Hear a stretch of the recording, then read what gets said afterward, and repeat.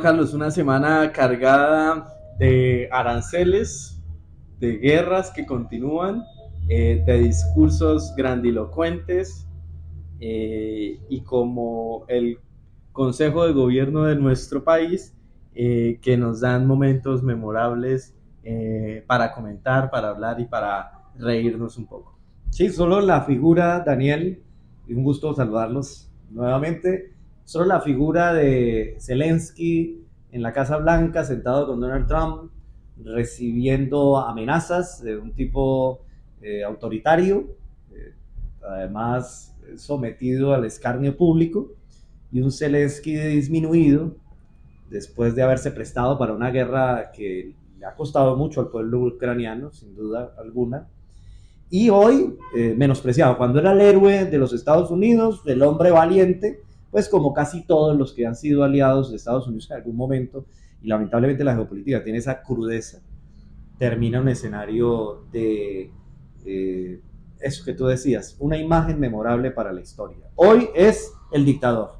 No, y yo creo que en un momento a todos estos países que quizás no habían intervenido en el conflicto o que prefirieron tomar una posición, yo diría, un poco más neutral, se les quiso imponer a Zelensky como el héroe o el salvador de Occidente, ¿no? Y era un poco ese mensaje de también obviamente la inclusión de Ucrania a la Unión Europea, la continuación de las negociaciones, la inclusión en la OTAN, pero era venderlo al mundo como un héroe de Occidente.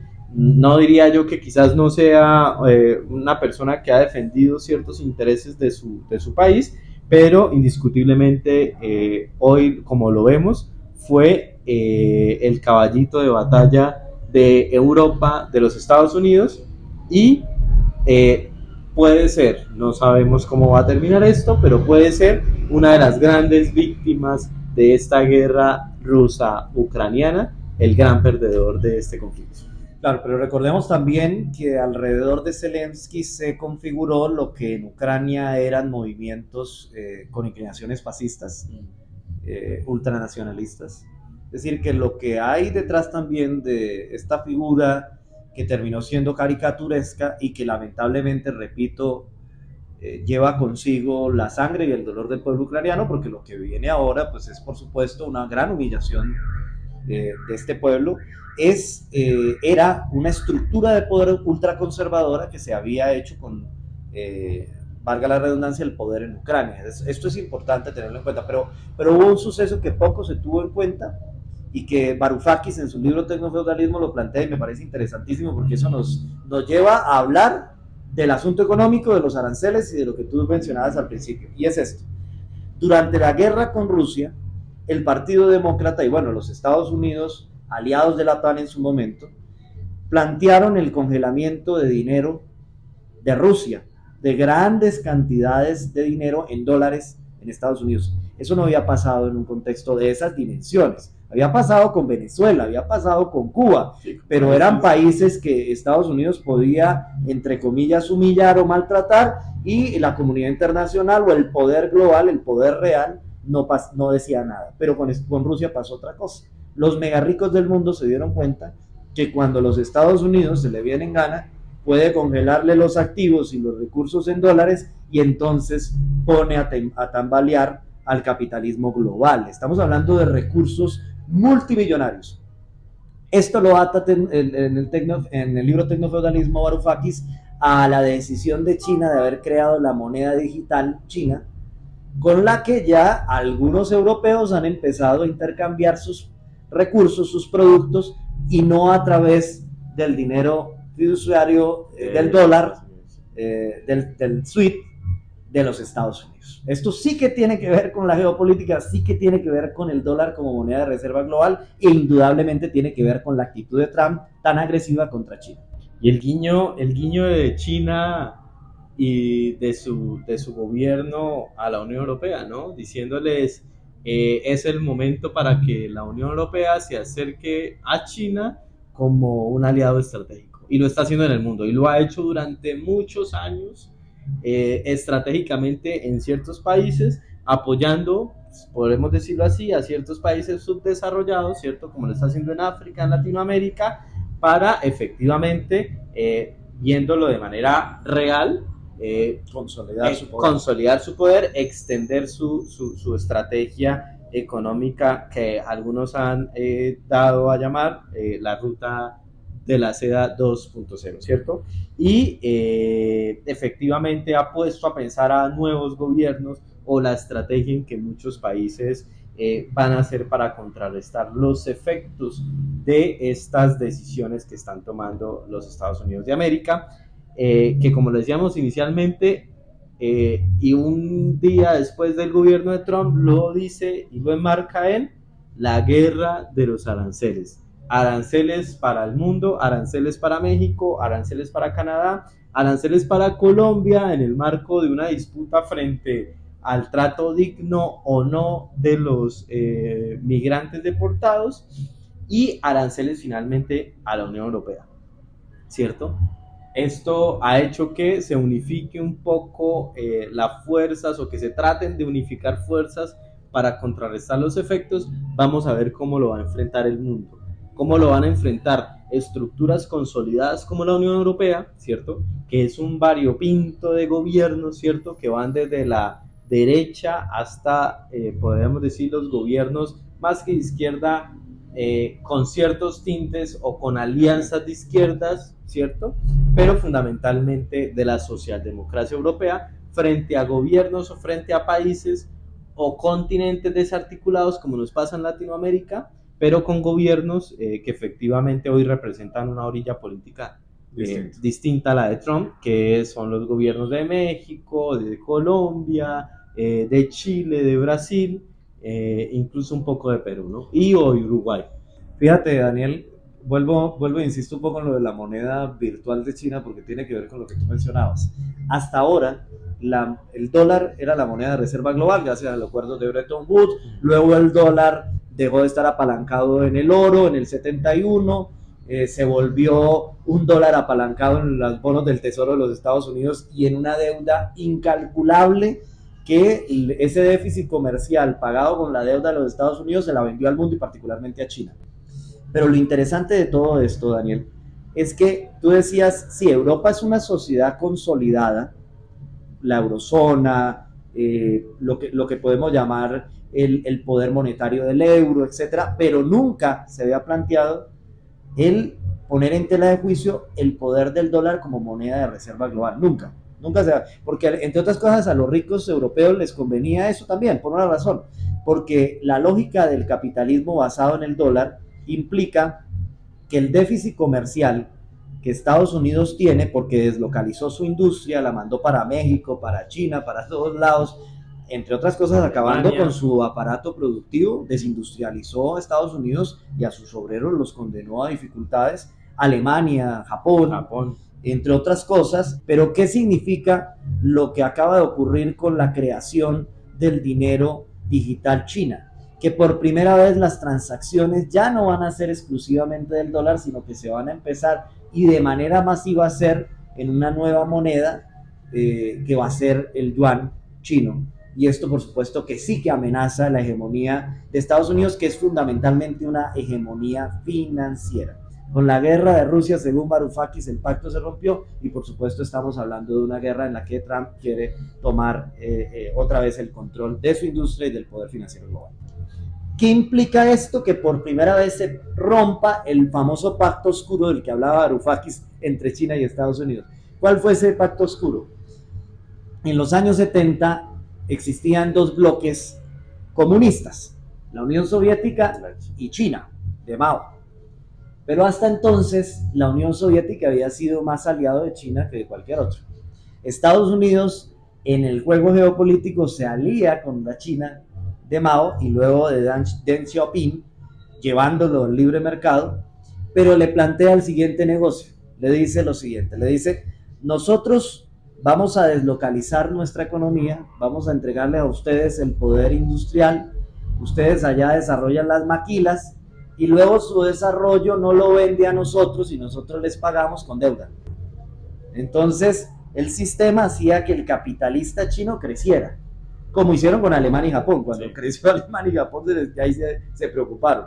Cuando China empezó a crecer, entonces el pacto era sencillo. Yo, cuando tengo dólares pagados por las exportaciones, los capitalistas chinos, invierto esos dólares necesariamente en el Wall Street y en la economía financiera de los norteamericanos y mantengo ese ciclo aparentemente estable. Bueno, el pacto se rompió. Con la guerra de Rusia, según Varoufakis, el pacto se rompió y por supuesto estamos hablando de una guerra en la que Trump quiere tomar otra vez el control de su industria y del poder financiero global.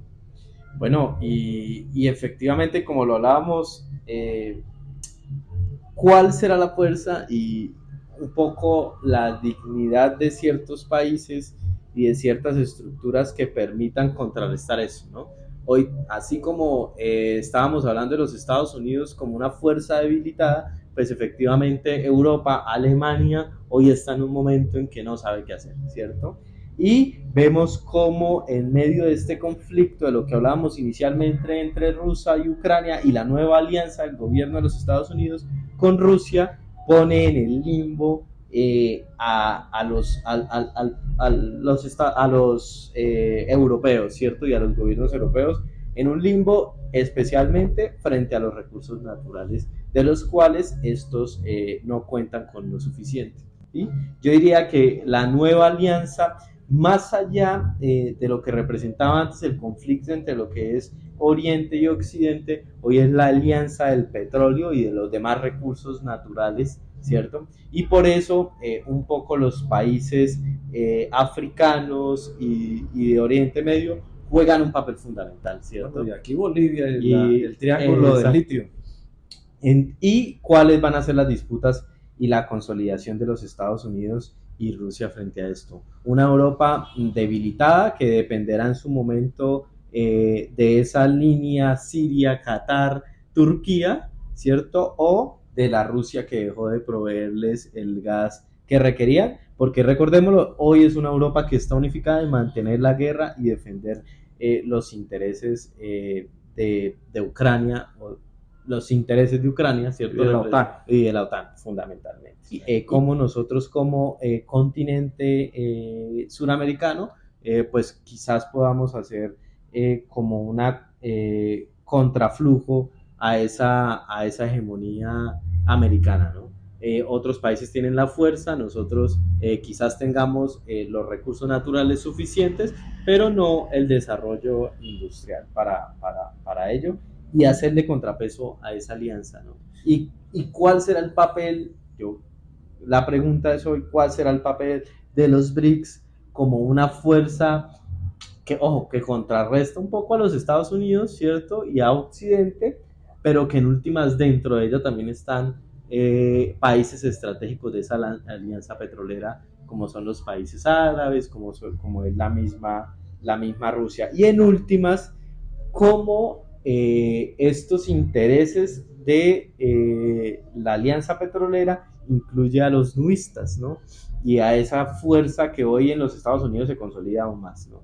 Que es las grandes empresas tecnológicas que hoy viven de la renta de la nube. Yo pienso, Daniel, que el mundo hoy le toca, porque la geopolítica es cruda y se somete a partir de la violencia y del poder armamentístico y de la capacidad financiera de hacer que un país tome una u otra decisión. En vez de lo multipolar, como se ha planteado tantas veces, realmente se volvió bipolar y estamos viviendo una Guerra Fría 2.0.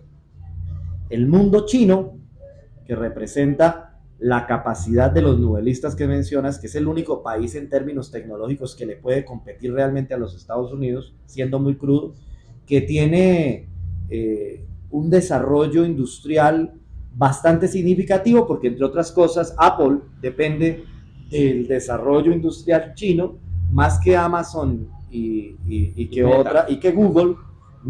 Apple fundamentalmente requiere, porque deslocalizó su empresa hacia China. Entonces, esa bipolaridad del mundo está obligando a que los países de alguna manera se sometan a una u otra lógica. La ruta de la seda, que es muy interesante, es la forma como al final uno de esos bloques está consolidando un camino comercial con el cual expandir el desarrollo industrial que va a terminar al final de cuentas en el desarrollo tecnológico. Recuerda máquinas de 3D que puedan producir en masa, más inteligencia artificial, es decir, el capitalismo clásico que conocíamos de las fábricas con trabajadores al estilo de Charles Chaplin en tiempos modernos, perdón, que trabajaba sin descanso como en el siglo XIX, ha cambiado hacia un altísimo grado de tecnología y muy seguramente es el flujo comercial, el debate, por eso el tema de los ferrocarriles y de la revitalización comercial va a jugar un papel determinante. Y tú planteabas el tema de los BRICS, entonces, ¿cómo responder ante la bipolaridad global de un Donald Trump que está tratando de, entre comillas, resarcir los problemas de la desindustrialización, pero con un altísimo poder financiero, porque sigue siendo Estados Unidos el país hegemónico, tanto militar como financieramente, indiscutiblemente, y cómo los países latinoamericanos en bloque son capaces de plantear una alternativa a la hora de los intereses de los recursos naturales, que son el sustrato principal del capitalismo contemporáneo y del capitalismo de la nube o tecnofeudalismo del que habla Varoufakis. Bueno, o sea, efectivamente el aspecto económico es fundamental, es quizás la base de cualquier debate alrededor de la posición del mundo respecto de esa bipolaridad en la que vivimos, ¿no? Pero creo que fundamentalmente, o que hay un elemento dentro del cual va a repercutir, y es en la medida en que Occidente decida, como lo ha hecho un poco Trump, de qué principios y valores occidentales va a prescindir para este desarrollo. Y es que efectivamente esas alianzas, esa nueva carrera hacia la disputa de la Guerra Fría 2.0, pues nos lleva un poco a plantearnos las sociedades en las que vivimos, un poco en Occidente, dentro de la hipocresía, lo que representan los valores y principios occidentales y principalmente la democracia de Occidente, es hacia dónde vamos y hacia dónde vamos a pasar a prescindirlo, ¿cierto? Lo hemos visto en Europa con los movimientos de derecha, de extrema derecha, quienes han prescindido de estos principios, fundamentalmente de la multiplicidad de concepciones o de la diversidad que caracteriza al mundo, ¿cierto? Frente a un mundo bastante, por decirlo, frío y distante de esa visión multicultural y diversa que representa el mundo, y que creo que va a ser un impacto. Si bien no es el escenario fundamental o que fundamenta el accionar de estas fuerzas, de estas dos grandes fuerzas, pues yo sí creo que es el elemento o que es una de las consecuencias del mundo, un poco en ese debate de lo woke y lo anti-woke, ¿no? Pero pues hasta donde nosotros estamos un poco dispuestos a alejarnos de esa disputa woke o anti-woke y pensar más en los derechos, o al menos en los elementos básicos en que esta sociedad de Occidente y de las democracias de Occidente han entablado como escenarios que deben ser imprescindibles para el fortalecimiento de la democracia. Cuando Kant hablaba de una ética universalista, deontológica, de valores universales, esta idea liberal clásica se transformó hacia una idea identitaria y de valores mucho más subjetivos y cada vez más subjetivos en la cultura occidental, lo que llamamos Occidente, que es una cosa rara porque va desde Japón hasta Colombia, es decir, eso de Occidente, pues uno no sabe exactamente geográficamente no saben dónde ubicarlo, pero lo que uno podría decir es que tiene una base griega, greco-romana, filosóficamente hablando, que tiene unos principios franceses, digamos, desde la Revolución Francesa, las libertades individuales, la fraternidad entre los pueblos, etcétera, es decir, y la visión de una nación y república, que tiene los principios judeocristianos, es decir, que hay una religión con una posición monoteísta sobre los principios morales que en buena medida influenciaron las sociedades occidentales y que hoy está entrando en una especie de crisis, y con Donald Trump sí que se ve. Yo lo que creo es que esa es la crudeza de lo que es la geopolítica y las conveniencias geopolíticas. Cuando Europa era clave, cuando era un imperio en el siglo XIX, era el lugar de la neocolonia global, entonces Estados Unidos, su principal aliado efectivamente era Europa, indiscutiblemente. Cuando necesitó Estados Unidos aliarse con China comunista para tumbar a la Unión Soviética, que era su enemigo, lo hizo sin problema alguno. Los chinos eran ateos, pues la mayoría. O sea, la cultura china es fundamentalmente confucianiana, que no tiene exactamente que ver con un monoteísmo, sino con una visión de vida, etcétera, o budista. Y lo han hecho en Medio Oriente, lo han Claro. hecho con los talibanes en Por Siria, ejemplo, con los musulmanes. y que no sabemos y que sabemos qué ¿Qué consecuencias, consecuencias trajo? trajo, Claro. pero aún así hoy lo siguen haciendo. El pacto hoy es con los rusos, porque estratégicamente el mundo del petróleo, que es el mundo que sostiene al capitalismo global, implica un acuerdo con quienes son dueños de la energía. Los árabes del famoso acuerdo del petrodólar y los rusos, con quienes tiene que sostener una conversación muy cercana. Ahora, el problema es que en esta guerra Estados Unidos atacó a Rusia y Rusia se acercó por primera vez después de mucho tiempo, desde la Unión Soviética no pasaba eso, a los chinos. Habrá que ver cuál de esos dos bloques logra conquistar a la Rusia, que se les vuelve interesante ahora por el tema energético fundamentalmente. Es decir, muy seguramente estos elementos están redefiniendo lo que tú dices, la cultura que se supone son los valores fundamentales de la sociedad occidental, hoy sí que están enrarecidos por una pugna entre estos dos bloques que son al final, repito, la bipolaridad de la geopolítica global y lo que está terminando de confundir ideológicamente al mundo. Y muchos sectores progresistas no saben qué hacer, si asumir una posición cercana al aliado principal en términos comerciales realmente ha sido siempre de sometimiento financiero, que son los Estados Unidos y las bancas multilaterales, que por dependencia no se puede tampoco salir con una actitud demasiado disonante y altiva, porque las condiciones de las fuerzas productivas y económicas no nos dan. Suena terrible decirlo, suena un acto contra la soberanía, pero es la verdad cruda. O hacerse aliado de China, fortalecer el Pacífico, por ejemplo, la tesis de hacer ferrocarriles que conecten Buenaventura, el puerto de Buenaventura, con la Shanghái peruana, Shanghái china, es decir, todo ese mercado del Pacífico, que es el mercado del mundo hoy, y volvernos pues aliados fundamentales de ese nuevo eje económico y comercial, pues también es una alternativa muy interesante. Y yo creo que al país, a Colombia, le toca pensarlo, claro, con pies de plomo, porque tenemos una deuda enorme con la banca multilateral de los Estados Unidos. Nuestra economía, aunque no es dolarizada al estilo de otras economías latinoamericanas, sí tiene un altísimo grado de dependencia con el dólar, y entonces nos toca sí o sí mirar cómo crear un bloque regional de suficiente fuerza en términos comerciales y monetarios y de infraestructura para hablar con un poquito más de altivez en el mundo.